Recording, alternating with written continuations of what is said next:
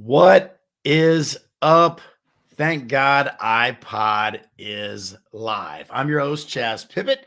I'm the founder of Baseball Rebellion and Softball Rebellion, and I talk about baseball, softball, and anything related to training those sports from current events, hitting, pitching, game approach, throwing, arm care, weight training, you name it, we cover it here at Thank God iPod. Tonight, TGIP has an awesome show for you. We're going to be joined by Jordan Foster of Pinkman Academy in Herndon High School softball. She's been an instructor to both boys and girls on hitting and fielding for many years and is now the head coach at Herndon High School. But before we hear from Jordan, I wanted to talk about the controversy about the pitch calling watches that Vanderbilt and NC State and other schools were both using this week in their games. What blows my mind is the audacity of some of the people on Twitter to question Vanderbilt, the best college baseball program in the country, and Tim Corbin's decision to use this type of pitch calling situation. It's better than the 15 million things that coaches do from the dugout. It's better than the armband. It's faster. It's instant. It really improves pace of play, and it takes some of the unnecessary thinking out of the game for some of the athletes. I absolutely loved it when I saw NC State use it when they destroyed Longwood yesterday or the day before. It was fascinating to me to see some of these people on Twitter go at some of the top college baseball programs and top college coaches in the country for making this decision. And I was thinking to myself, why in the world do people like the Wizard, Wizardville 23, think that it's a funny thing or a good thing to come at Tim Corbin or Vanderbilt? Like, yeah, they absolutely did go 1-2 on the weekend. They did. And it wasn't because of the watch, you moron. It was because they got beat. It happens. These are college kids. Baseball teams lose. The best teams in the world go 162. That's a lot of losses, and they're the best teams in the big leagues. So what blows my mind is how these same people who would crawl through the same vile terribleness that Andy Dufresne from the Shawshank Redemption crawled through to get out of jail just to be around Tim Corbin, feel comfortable enough on social media to go after certain people. And that's what we see all the time. I mean, Mike Tyson said, and I'll paraphrase, he said, people have gotten way too comfortable on social media talking junk because if they did that in person, they'd get knocked out. And that's the thing. There's so many people with so many opinions. And we have to be able to filter those opinions and rise above those opinions. So instead of Wizardville 23, give them a follow if you want to see ridiculous opinions on baseball. Instead of listening to guys like that, right, and saying, well, the watches obviously didn't help where they would have won 2 games instead of lost 2 games or swept a series, maybe think about how these types of technologies can advance the game. How can they be a teachable moment for these players in real time? Maybe the pitcher thinks he needs to throw a curveball, but he gets called fastball in. And at the end of the inning, he goes back to the dugout and he says, Coach, why'd you call fastball in on that 2-2 count with 1 runner on and 2 outs? And then the coach can tell him right then. And some of them have earpieces too for the catcher, right? So Tom Brady has people call plays for him. Why is this a problem? Sure, he can audible and the pitcher can wipe. The pitcher can change the shake and whatever. But the suggestion and the general guidance of the coach is, I think, something that's extremely needed, really smart, and something that happens at the highest level of all sports all the time. If you watch an NBA game, the coach is calling plays, the coach is calling inbound plays. If you watch the NFL, every single play is called from the sideline. You can see the guys holding their ears so they can hear the call. There's so much opportunity for baseball to grow, and softball too, to grow, speed up the game even faster, and get the players thinking in the same way the coach does, instead of being so worried about how many times did a coach touch his nose, is the indicator on, and trying to decode all these ridiculous signs. Don't you guys remember we just got out of the biggest sign stealing scandal in the history of baseball? Like literally, people were suspended for over a year. People lost their jobs. They're blacklisted from the game for stealing signs. Let's eliminate it. Let's get it out of the game. Let's have the pitchers decide what they need with the information from their coaches and catchers, and work together to have a faster game, a smarter game, and a better game. And I think that's obviously what everybody in baseball and softball is looking for: fast-paced games. Nobody wants to watch a 4-hour baseball game. I know I don't, and I know the playoffs are different, and I'll put up with it then. But in general, we need to get through these things, speed them up, more action, less thinking on the field. Let's think between innings, get on the same page, and then that pitch calling becomes even faster. The opening rant tonight was brought to you by HitTrax. HitTrax is the #1 indoor ball tracking technology anywhere. We have 5 HitTrax machines here at Baseball Rebellion and Softball Rebellion, and every single ball hit is tracked. We want to make sure that we prove improvement, and nothing is more reliable and easier to use than the HitTrax machine for indoor ball tracking. I highly recommend it. And when we move to our new facility, we're probably going to be picking up a 6th HitTrax machine, just because we want to make sure that we can continue to bring the best information, the best measurement, and the best technology to every single person here at Baseball Rebellion and Softball Rebellion. So now I'm going to bring in Jordan. Jordan, again, was a high school coach, or is the high school coach at Herndon High School, and she is a softball and baseball instructor at Pinkman Academy. Jordan, thank you so much for being here. I really, really appreciate it. We actually haven't spoken before right now. I know. So I'm excited to actually meet you. I've been following you on Twitter for a while. I really enjoy your content. So welcome to Thank God I Pod. Thank you for having me. Yeah, I know. It's great to meet my Twitter BFF in person, or as much in person as we can be now. So yeah, I appreciate you having me on. Absolutely. So talk to me about how you balance the time of being a high school coach and then trying to give lessons as well. Obviously, practice time and lesson time are overlapping. Talk about how you do that. Yeah, I mean, it's tough. So we just started the season. This week was tryouts and roster assignments and everything. So I mean, you literally are catching me after what was supposed to be our first practice and ended up being an indoor night tonight. And discussing some team details. So it definitely is difficult. We practice fairly early. I've definitely had to compress hours for lessons, but it's the families that come into the academy don't stop coming in during the season. They come in for the most part. They want to get better. The kids have a regular cadence. And so I try not to mess with that. I really try to be consistent. I didn't always have consistent coaching as a kid, particularly from female coaches. They kind of came and went. And so I think it's important for kids to have consistent instruction. Now, that said, we do have instructors at the academy, at Pinkman Academy, where I conduct lessons. We all coach the same general style. We just have different ways of saying it. And so we do share kids. And that's one of the things that I really like about being there is we share the kids from time to time, and everybody knows everybody's kids. And so we get to celebrate their achievements, and they get to hear different voices, which I think is important. Well, I think it's really cool. You mentioned something right there I think is really smart. Your players continue to come to lessons during the season, right? So what I try to equate that to is if you're about to go into exams, you don't stop studying for exams. You keep studying when exams happen, right? So the tests are kind of like the exams.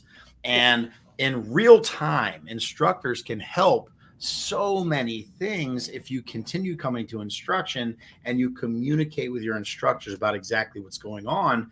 Now, what's really unique is you're a high school coach too. So I would imagine some of your players may not even come to you for instruction. They might come to somebody else. So how does that work out? How do you juggle both hats of being, I'm a coach, I need to win, I need to play my best 9 girls, and I'm also a private instructor. I understand the process of learning, and that player X may not be quite ready to get where I want her to be, but she's on that pathway. Talk about that.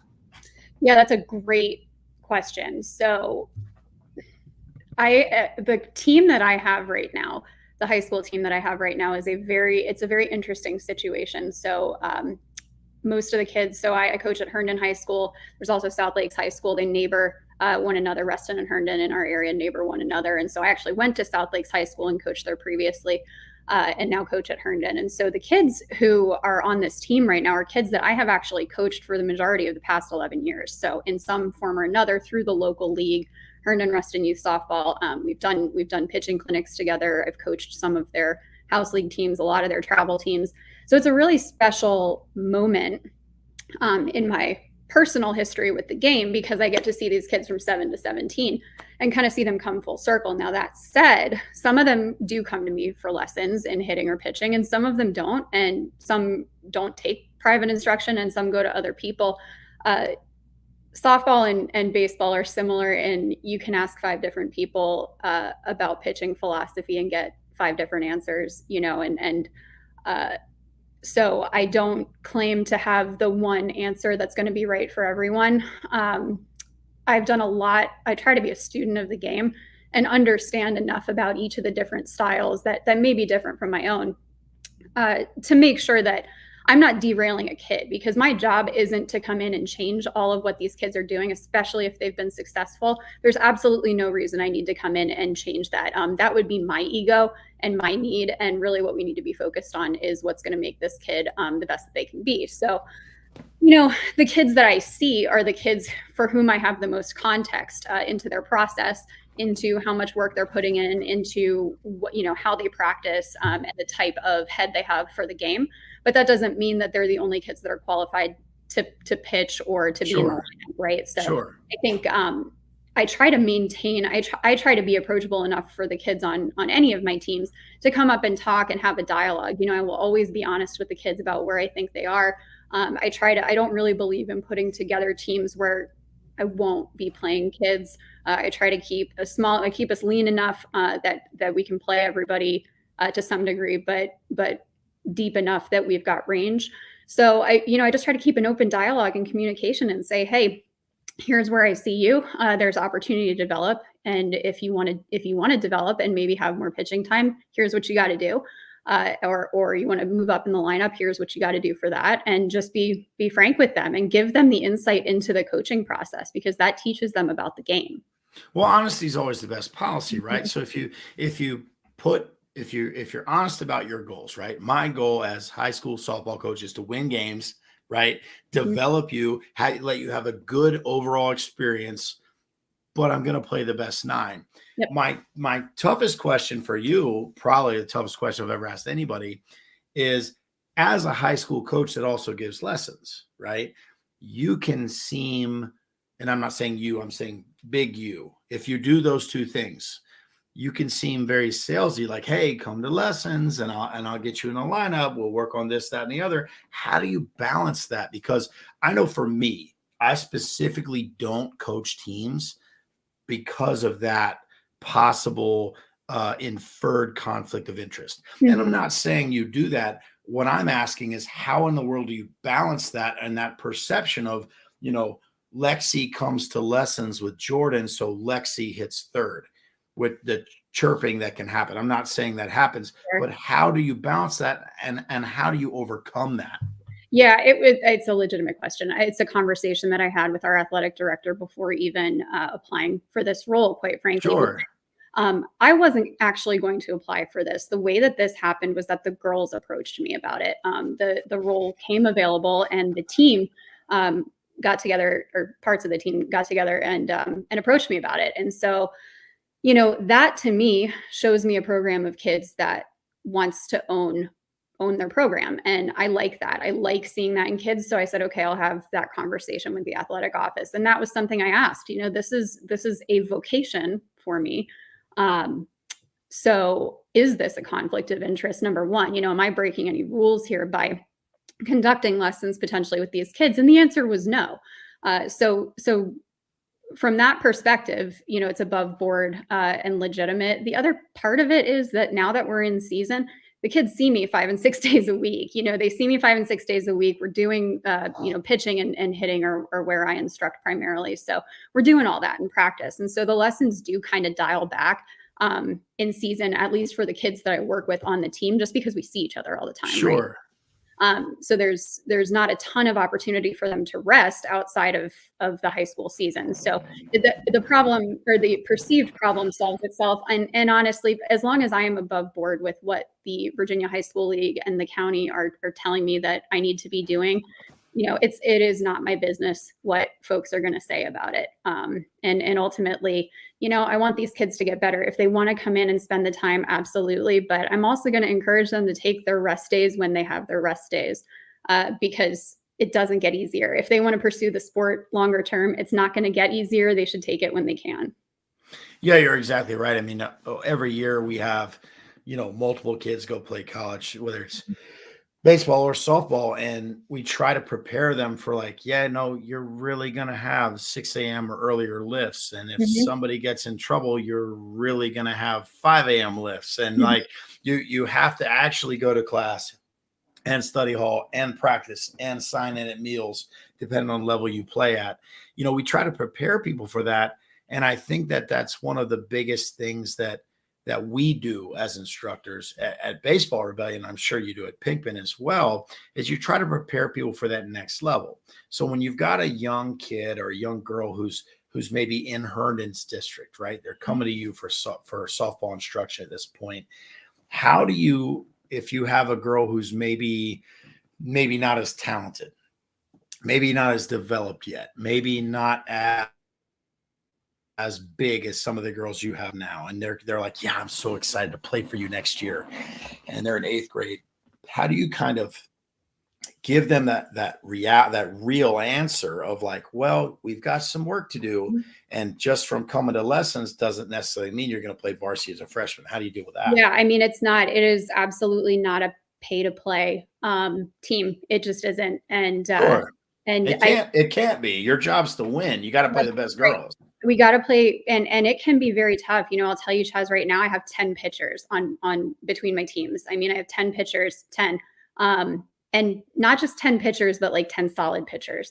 And so this is the first time, certainly for our school, that we've had that. We've struggled with numbers in the past, and we're solidly with 2 teams now. But I mean, we've got 10 pitchers. We have 8 returning seniors on this current varsity team.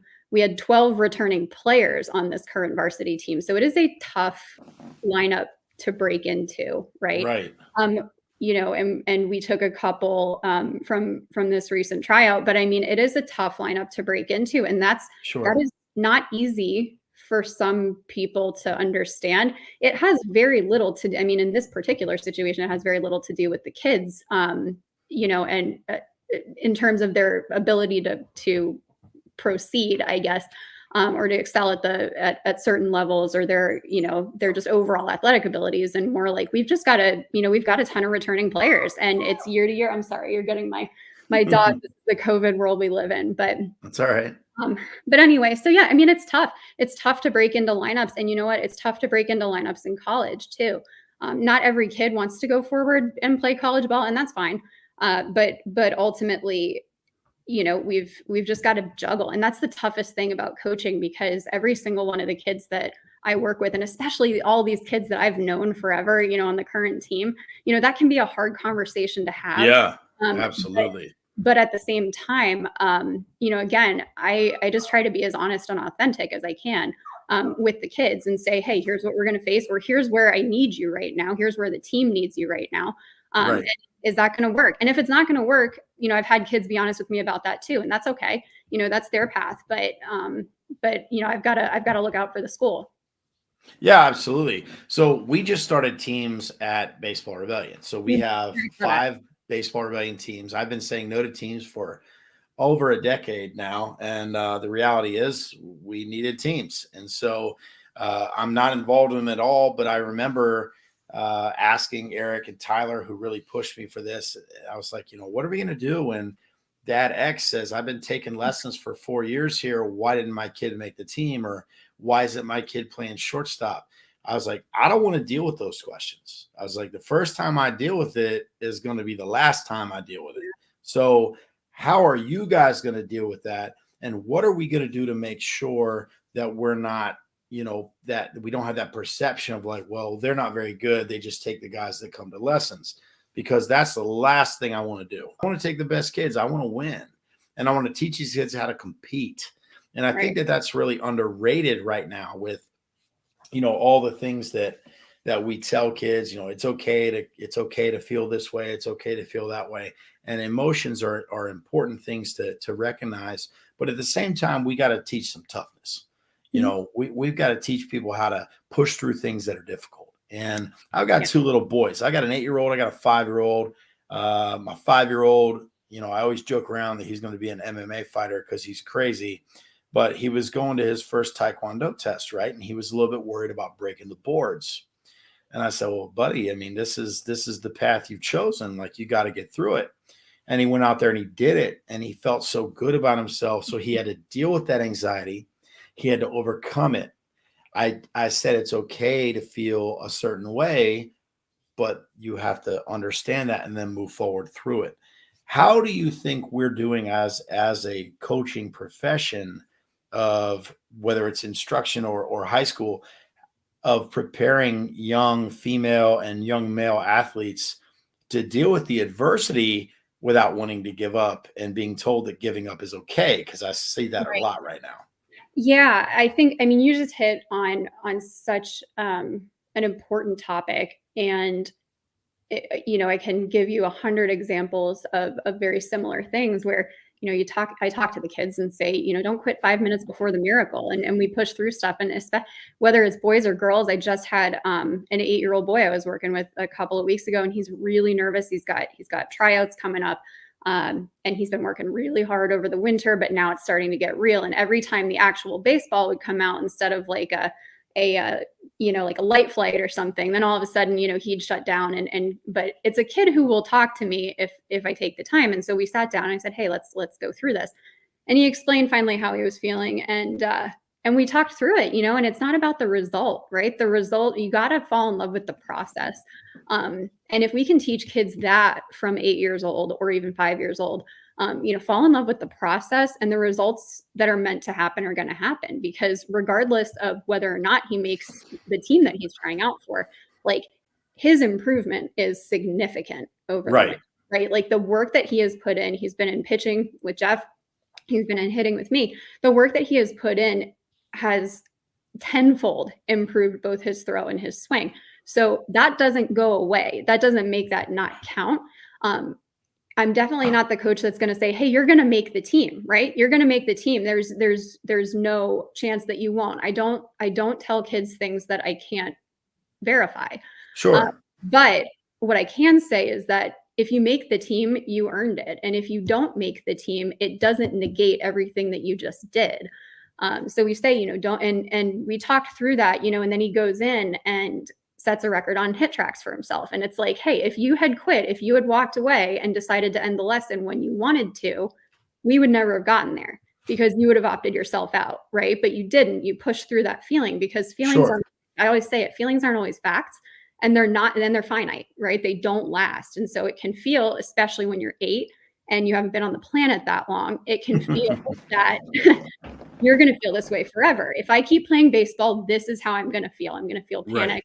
I'm going to feel, I'm going to feel less than. But if I can push through that and just sit it out for a second, or sit with it for a second and work through it, then I can move forward. And so I think the thing that we need to teach kids, and I don't know that we always do a good job of, is emotions are valid, but it's not always the best thing to make a decision based on, right? Like, we don't want to necessarily make a decision based in emotion. We want to feel the emotion. We want to observe it, see what it's trying to tell us. Then once we're kind of clear-headed, that's what I try to work with the kids on. Like, identify when we're emotional, identify when we're rational, and try to make decisions when we're rational. So hopefully that kind of covers it. It's that's an area that I'm really passionate about with the kids because I find that it makes them better competitors. Feelings are such a fascinating thing, right? So Mhm. there's two questions I want to ask you. One, how do you feel about the fact that 8-year-olds are getting cut from teams? One, that's a little odd. And then two, um, with feelings, kids will say, not necessarily feelings like I'm sad, I'm happy, but feels of baseball and softball. So, like, man, I feel like I'm right on that. Well, yeah, you've missed 4 in a row. You're obviously not Or right that we're on that. So, like, Yeah, your right. feel is terrible. Like, what do you want me to tell you? I'll edit this. I was working with a kid, or he was working with somebody else, and he was just complaining. A high school kid, way too old to be acting the way he Mhm. was. And I'm not going to say his name, but I was like, "Hey, do you feel like you're under that ball?" He goes, "No, I feel like I'm right on it." I was like, "Well, your feel sucks," Yeah. you know. And that was aggressive, but it like woke him up. He was like, "Oh yeah, I guess my feel is wrong." Like, yeah, man, the ball's telling you, like, you're missing it. Do something different. So, how do you feel about the 8-year-old having to try out for a team? And what does that say about the state of whatever baseball or softball he or she is trying to go for? And what does that say about the parents that are putting them in this situation? Yeah, well, and this particular situation was more of like an evaluation and it was going to shuffle around, but it felt like a tryout. It felt to him, Sure. it's the biggest thing he's ever done, right? To him, Yeah. it was a big deal for him to go out and put skill, showcase everything and get placed. Gotcha. So And it's like a little league evaluation. I misunderstood. yeah, but I mean, there's travel. I mean, there's travel at that age group, and that's definitely something that I see that is different between the boys and the girls. It's not that it doesn't exist in softball leagues, but it is, at least in our area, less prevalent to have that type of a travel, Of selection like make or process. you don't play. I got it. Right. It's less common to have that on the girls' side. On the boys' side, it definitely happens. I do think it can get a little intense a little early, um, because as kids are learning who they are, and we continue to learn that. Let's be frank. I mean, we continue to learn that as long as we're around. I'm still figuring out who I am, right? But as kids develop that sense of self, they're trying to figure out what's appropriate for them and how to set different boundaries. And to your point, we need to listen to that. We need to listen to that, but we also need to understand when there's a quote unquote boundary that a kid is setting that's based in fear versus when it's based in deep self-knowledge. And most 8-year-olds don't have that deep self-knowledge yet, right? We develop that by trying things and failing at things. Now, that said, how am I going to then place an 8-year-old out of a team, and not even give him the chance to try and figure out, and see what's up? So I think as coaches, we need to be willing to put our egos aside, quite frankly, and lose some games and be okay with that, for the good of the kids, if that's the real reason that we're there coaching. Well, especially at the very young ages, right? So Mhm. That's obviously, I'm not saying, at a certain point you're going to have to get cut from a team if you're not right. making grade. But at that young age, and social media is great for a lot of things, but it's also tough for a lot of things. And you see, it's quite easy. If I went onto Twitter right now, you see a ton of parents that are like, "Oh, this kid is doing this, and he's 4 years old, and this and that," and they're tagging everybody, and it's cool, right? Because their 4-year-old is a monster. But at the same time, we're comparing our insides to everybody else's outsides, and that's not a healthy thing to do. No, and you can get really distracted by it, and you see all these, Mhm. blessed to get an offer from so and so, and then Mhm. that kid ends up at some Division 500 school a few years later because they didn't keep working, and that's fine if you want to do that. It just blows my mind. I think we need to focus more on actually being good instead of people thinking we're good, Yeah, which is and a different deal. that gets into the whole mental health crisis, truly, that I think we're in, with kids in team sports. No wonder, right? Because we're sitting here with this comparison game, and it's all about how it looks to other people. And it's not even good or bad. It's just, how do I know that I did my best? I mean, can I intrinsically say that I went out and did my best? I might have been imperfect today, but did I try to make every play that I knew I was supposed to make? Was I trying to hit my spots? Was I was I practicing the things that I've worked on in measurable ways? Do I measure myself beyond just what was my batting average today? Do I have other metrics that I'm looking at? And I think that is what's missing. And that's what I try to do in lessons and in practices. Like, what are the other metrics besides wins and losses and home runs? And, you're enough beyond that 4.9 GPA or whatever everybody has now that doesn't exist. And so, I mean, it's easy, these higher than 4.0 GPAs. And like, how would anybody feel applying for schools and talking to coaches and everything? It's like applying for a job now. You're up against the other 7 billion people in the world.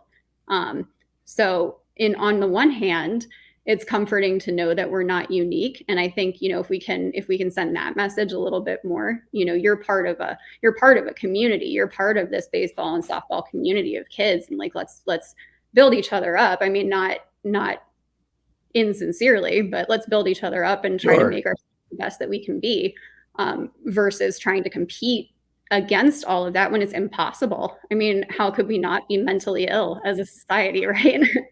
Well, you can't compete against things you don't know, right? Right. So you can only compete against yourself, and everybody's race. I'll use baseball as an example. I mean, if the end of the race is the Major League Baseball Hall of Fame, right? If that's the end, right? Well, then what's the beginning? Like, if you've never played before, if you've played your whole life, if you're a huge 12-year-old, like, where do you start on that pathway, on that continuum? Not everyone's starting point is the same. Even if we agree that everyone's finish point's the same, but some people's finish point is, man, I just really want to play middle school so I can ride on the bus and go out to dinner with my friends after the game, and even if I don't get to play. And that's okay too. And I think that's what a lot of people, on Twitter and social media don't really understand about what you and I do, is that, yes, we absolutely work with some young men and women and young boys and girls that are elite. And we also work with some kids who this is just another activity for them. They kind of enjoy it. They like seeing you. They like talking to me or my guys or Pinkman or whatever. And it's just something they like. Not everybody has to be a pianist on at Juilliard to want to take piano lessons. Not everybody has to want to play in the big leagues or play at Oklahoma or Duke or wherever, if they're softball players, to take hitting lessons or pitching lessons. Maybe they just like you. Maybe they just like me. Maybe it's just they want to push themselves in a little bit different way. Maybe it gives them confidence, right? Yep. And that's what I wish more people understood on Twitter. If they see maybe a drill that looks a little bit odd, or a theory that looks a little bit different, or something that maybe they haven't heard before, it doesn't necessarily mean it's wrong. It might be wrong for you or your hitter, but it might be great for mine or yours. So, I just wish more people understood that. Now, again, you mentioned, to be careful about right and wrong too. A lot of times, in my opinion, when we get into that as coaches, and we start speaking in absolutes, I think we dig ourselves a hole. That becomes more of a fear thing than it is I'm scared that what I know is no longer relevant. And therefore I'm gonna rely Jeff on Fry. Jeff Fry. Oh, sorry. Jeff Fry. Jeff Fry. Oh, sorry. I'm so sorry. Excuse me. Sorry. And I see it a lot. And I hear it a lot. And so it can become, that's the culture that I try to avoid as a coach. I would rather go in, and I do it all the time. I with the high school practices already and the tryouts and things. I mean, I am all over the University of Wisconsin coach, Badgers coach, puts up a ton of her drills, and she has some great outfielding drills that I've stolen from her. Nothing, we cannot claim that anything we have is unique. Yet again, everything that we feel like we've come up with, someone else has come up with at some point. But anyway, I look at coaches, I look at people who run practices well, the way that I want to run them as a coach, and then I try to take pieces and incorporate that in ways I think will connect with the girls or with the boys, in the cages. And sometimes they do and sometimes they don't, but we just have to test it. And if you're open with the kids and say, hey, we're going to try something today, then they get to see you be vulnerable. They get, and that gives them permission to be vulnerable. And when they have permission to be vulnerable, that's when they're in a position to learn. So my job, and I say it all the time, my job and your job is really, it's a limited amount about teaching kids baseball and softball, and a lot about like helping the light come on for them for whatever it's going to be. And so if they become willing to be vulnerable and take chances in different areas and kind of figure out who they are, then I've done my job. And that's, Yeah, I actually totally agree with that. I will say though, that people are paying you and me when they come to lessons, honestly, for us to be right. Mm-hmm. They're assuming that we're experts, right? Mm-hmm. Because we have the positions we have, and relative to most people, I would say that we are. So that doesn't mean we're always right. That doesn't mean we get everything right every time. That doesn't mean we don't have good lessons and bad lessons, right? Mm-hmm. That being said, how do you balance the idea of being a lifelong learner and open-minded to everything, which believe it or not, I actually seek out people that think different than I do so I can find mm-hmm. out if I'm right or wrong, or if I need to change things, regardless of what my Twitter feed looks like.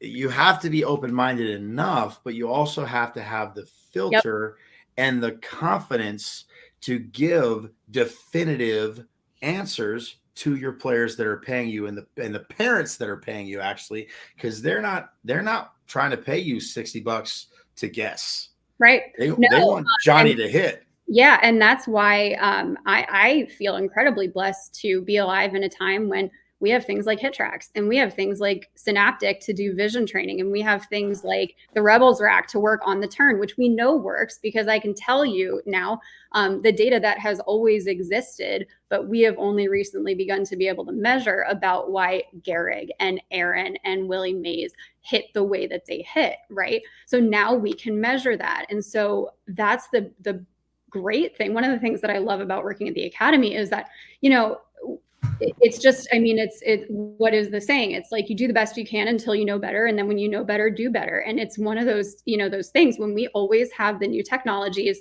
We are always, Jeff is very active, and Pat and John Pinkman with ABCA and getting out there and seeing, okay, what are the trends, right? But, we coach rotational hitting and have for quite a while. And that hasn't always been a popular concept, right? But it works, and it works for most, pretty much every kid that's come in for us, or at least the kids that come back. So, it's working for all of them, and that's doing pretty well. So it's just something that once we're able to measure, and the more data points that we can have, and then being not only the data points that we have in the cage, but then when that's validated, when the kid goes out on the field, or the first lesson, I always love it when they come in and do hit tracks, and I'll look over and say, hey, Dad, is this what, or Mom, is this what you usually see on the field? That they're going up first baseline every time, or whatever, grounders up the first baseline. And they're like, yeah, that's exactly what happens. So it's validating for them to be able to see it. And then when we can pull it up and talk to that information and say, here's what every number on this screen means. It's not that we're going to look at every single number, every at bat, because you'll drive yourself nuts. But it tells a story, right? And we teach kids how to read that story.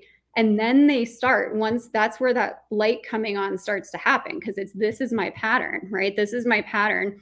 This is my pattern when I'm tired. This is my pattern. We've got kids, every time I have a BLT, I come in and I set a record, right? It's those type of things, but these are my patterns, and they act based on data and based on fact, which is what we're able to give them. And I think the differentiating factor then is being able to apply that data to the kid, understanding who that kid is as a person, what's gonna make them tick. Are they super competitive? Are they, really quiet? Or, what kind of a kid are they? And then tailoring the lessons there. And I think that's where we really set ourselves apart.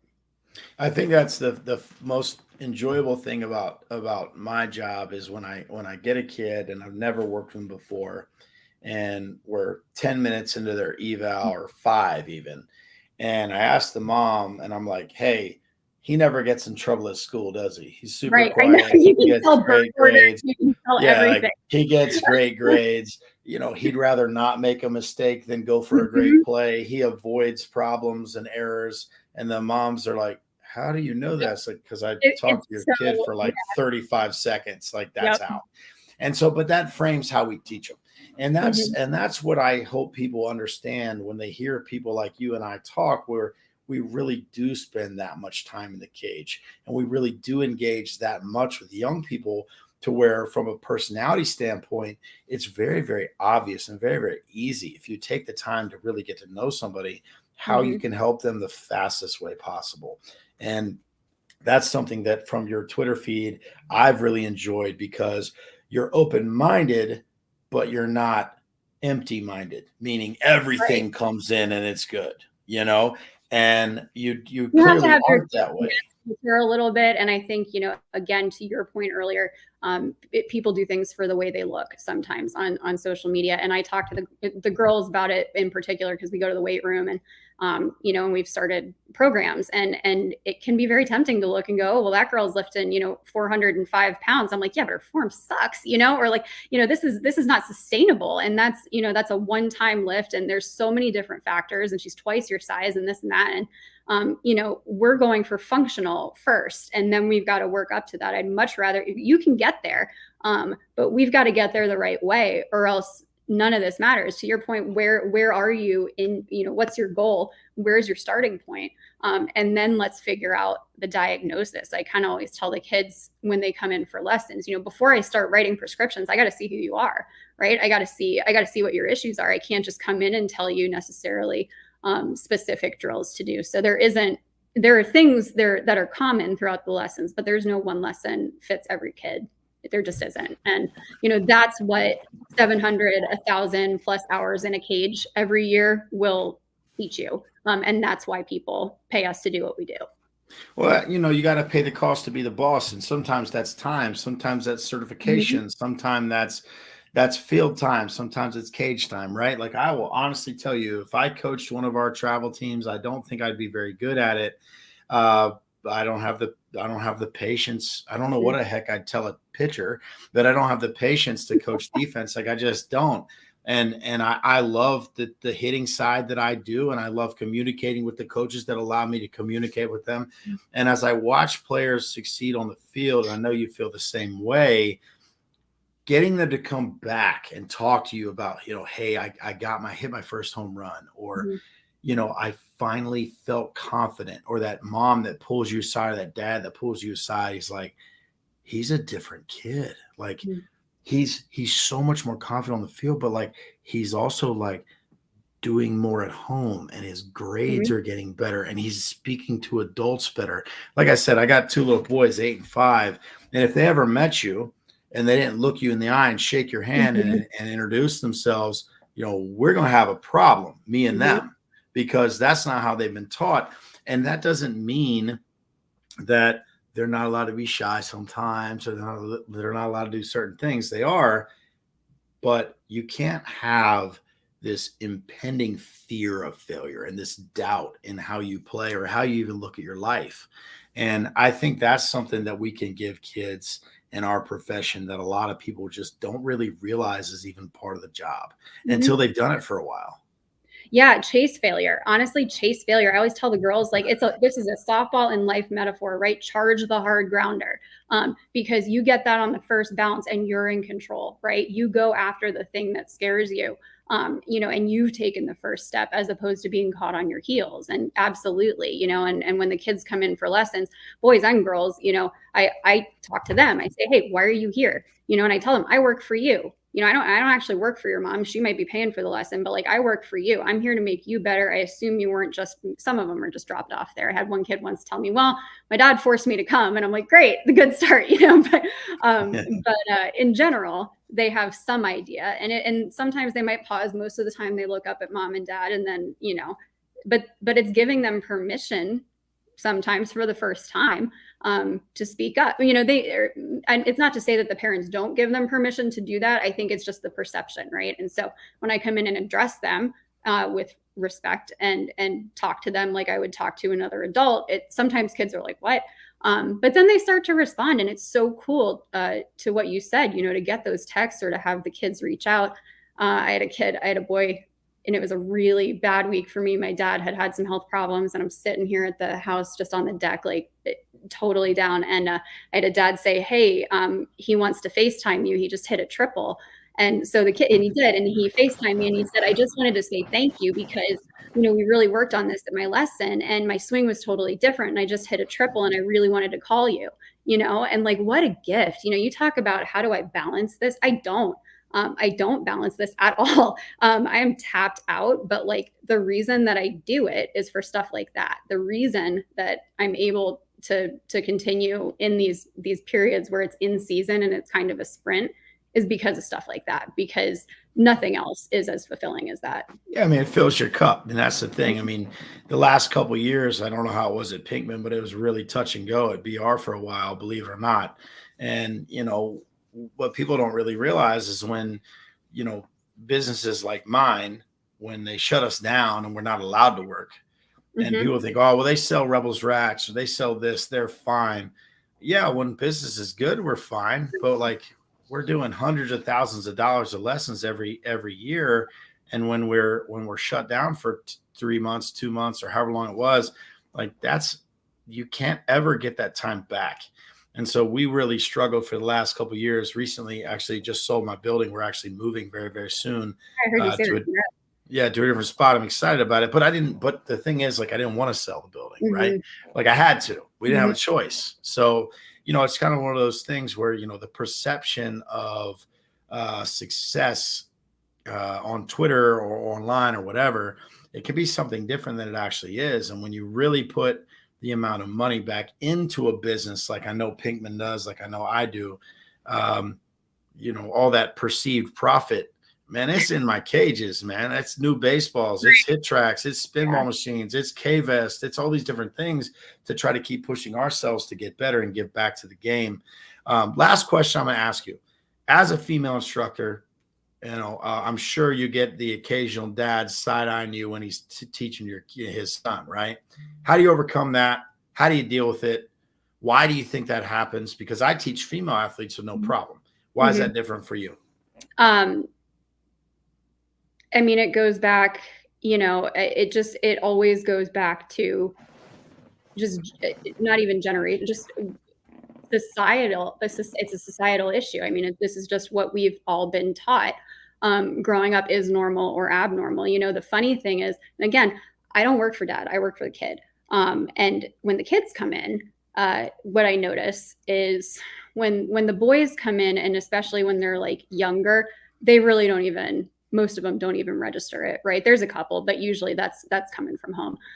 But most of them don't even register it. It's a grown-up telling you what to do and you do it, right? And then and sometimes they have questions along the way. Usually the youngest child just wants to chat, right? Like, and they come in and just want to have a conversation. But so the younger kids don't. I would say the older ones, because I work with a fair number of high school boys as well on their hitting, and sometimes that first lesson, because I also my name is Jordan, right? And so sometimes people will schedule a lesson, quite frankly, and show up and expect me to and say, "Where's Jordan?" Right. And so I know when that happens, because they say, "Hi, we're here for Jordan," and I say, "Hi, that's me," and there's like a little moment, and then we move on. But the fact of the matter is, I don't need to prove my knowledge, right? Like, it's more of, is the kid and is the family comfortable with it? If I'm confident in myself as a coach, just like the confidence that you and I were talking about that we're trying to instill in the athletes, if I'm confident in my coaching abilities and I'm in this role where I'm being paid for my coaching abilities, then it's up to the family to figure out if they have an issue with that or not. And that's their problem, right? If they have an issue with that, that I'm going to offer their kid, then frankly, that's their problem. I would lose my mind if somebody had an issue with something like that in my The kids facility. usually don't. There are always little things, right? Like there are always, I could give you a million examples of just things that come up that wouldn't come up with male instructors, right? Like I've had, I could go on, but I won't. The fact of the matter is just that's not really my business if they have an issue with it, because they aren't obligated to take a lesson with me. But I would say I do, especially during COVID. Softball went way down, like softball business went way down. And I ended up doing probably about 80-20 baseball for most of the time that we were in, right out of lockdown. And then for probably that following year, honestly. And now I'm probably about 60-40 or 50-50. So I work with a lot of guys, and I haven't had any complaints from the ones that keep coming back, right? Like they keep they keep improving. Their parents are sending me all their home run videos. I love it. I'm stoked for them. So it's sometimes a little bit of a different approach, but yeah, at the end of the day, it's not my business, right? If they got an issue, they can. We've got 5 male coaches that they can work with if they'd rather somebody else. God, it's so disappointing you have to deal with that. I hate that for you. It's not everybody. We have fantastic families. It just here and there, there's definitely a look or whatever. But baseball's been my sport for years, baseball and softball. I'm passionate about it. I love it. I love working with the kids. So that's not going to change based on somebody else's perception. Sure. So I actually work with mostly softball players now. I really have no idea how that happened. I work with a big league or two, a couple minor league guys. And then honestly, like, I don't think I work with any high school boys anymore. It's all softball players. I have no idea how this happened. I really love it though. I mean, they care. They're trying to be great at something. I don't have any softball girls I work with where it's just another activity they do. They're trying to play in college. They care. They've taken the next step to like better their body, better their mind. I don't have any softball girls with bad grades. I don't have any softball girls who I worry about the SCT or the ACT with. It's just, it's so refreshing. You can have a conversation with them. It's really nice. They're just so focused, but so positive. So I really enjoy that. And I hope you get the same vibe from the baseball boys and the girls that you get to work with as well. We've heard your dog a few times. Let me see that thing. Where's he? I've got a mini beagle who's giving me side eye from the couch, but then I've got Mickey, the 14-year-old demon. Look at this little guy. He's the one who's he really likes to be on Zoom calls. So that's great. Well, here he is. That in COVID, so he likes. Well, I don't have any of my dogs or any of my kids up here. I got a Ryan Mountcastle card. You want to see that? It's kind of cool. I don't know. That's a cool one. But look, I really appreciate you coming on. Thanks so much. I really, really enjoyed it. Is there any one last thing you want to tell somebody about yourself or Pinkman Academy or just your journey or anything you want to leave us with? I think that the one thing, because I've had a player or two text me while we've been on here who are watching. So the one thing I want to say is that if you can visualize something for yourself, and whether that's baseball or softball related or not, but if you can visualize yourself being great at something, like that's already in you. So if you are looking for permission, I'm giving it to you, right? Like go suck at something until you don't suck so much, right? And go just throw yourself into something because you love it and see where that takes you. I always tell the kids to do the next right thing, and that usually takes you on the right path. So I 100% agree. But I 100% agree. And if you're texting your coach that you're watching and you're not retweeting, liking, reposting, then you're not a part of the solution. You're a part of the problem. So let's get that going. Jordan, I really, really appreciate you being on.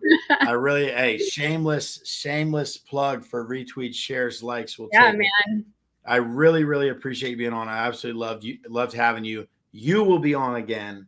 And, when we get off here, I can't wait to hear what you thought of how I did, because it's funny. I always ask my guests, and you know what, we'll do it live. I always ask my guests, I say, what could I have done better? We ask our kids every single day to be a little uncomfortable, to Mm-hmm. try to do something a little bit more difficult. And that's part of why I do the show live, because I want to do this and be raw and vulnerable here so people can see if I misspeak or if I make a mistake or if I have a bad guest who's super boring, right? Like that's a mistake too. That's on me.